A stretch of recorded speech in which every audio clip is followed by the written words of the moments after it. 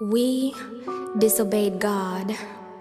We ate what was forbidden and was driven out of Eden, so the presence of God from us was hidden. But all the while he was looking for ways in which we could be forgiven. Because how do you live without the one who makes you breathe? No, just how do you survive when you take away that which makes you thrive? Despite the fact that we rejected him, he couldn't stand to see us strive. So he gave up his life, and fell in love was his drive.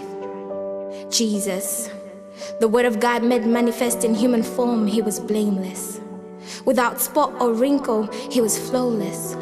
The Lamb of God that taketh away the sins of the world, and yet himself was sinless. The firstborn of all creation. He was crucified for our redemption. He became sin, him who knew no sin, for our sanctification. He was wounded for our transgressions, bruised for our iniquities. The King of kings, mocked, ridiculed, despised, and rejected, for we esteemed him not. Who would have thought? He was poured out like water for you and I. His heart melting inside of his chest like wax for you and I. His bones coming out of joint, don't miss the point. It was for you and I. And don't get it twisted, yes, he was 100% God. But we shouldn't forget that he was 100% man too.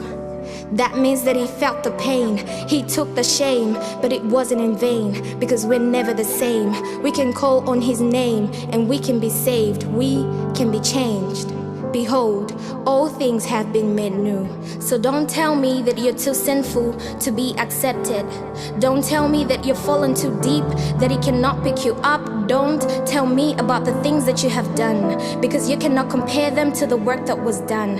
When he took a fall, he could have given up, but the thought of you kept him pushing, kept him pressing, kept him going. So don't tell me that you're not worthy. You see, we have been bought with a price. Now it's your turn to run the race and win the prize.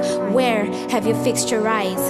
We have attached a lot of value to these earthly things that are only but temporary, momentary, necessary but should be secondary. On the other hand, we have lost focus of the one and only true thing that really matters.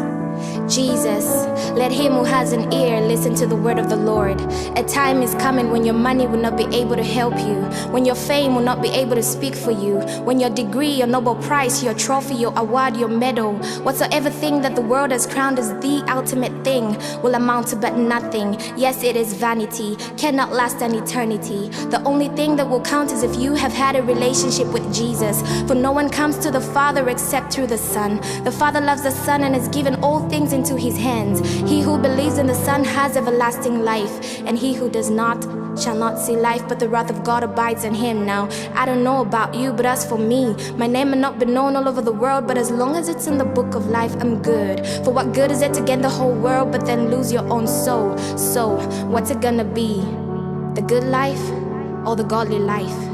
The psalmist says, teach me to number my days so that I may be wise. And please, don't tell me about YOLO, you only live once. That's deception. You will live again. And the life after this one is more real, more tangible, more permanent. It's the real deal.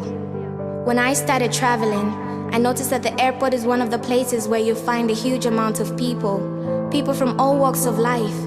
And though we sit down together waiting, we're not boarding the same plane. Because I may be traveling east and my neighbor west. Some still may be traveling north while others south. You see, life is a journey.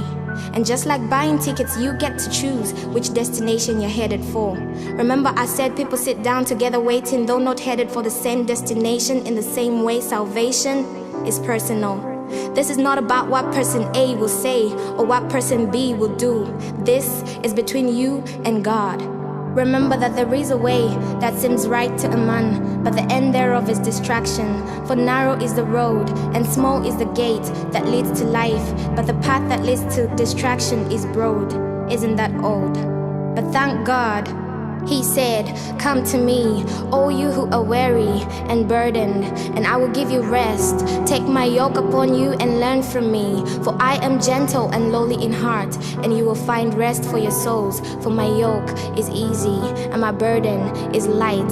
Everyone who thirsts, let him come to the waters. Come, you who have no money, come and buy without money, for I am the way, the truth, and the life.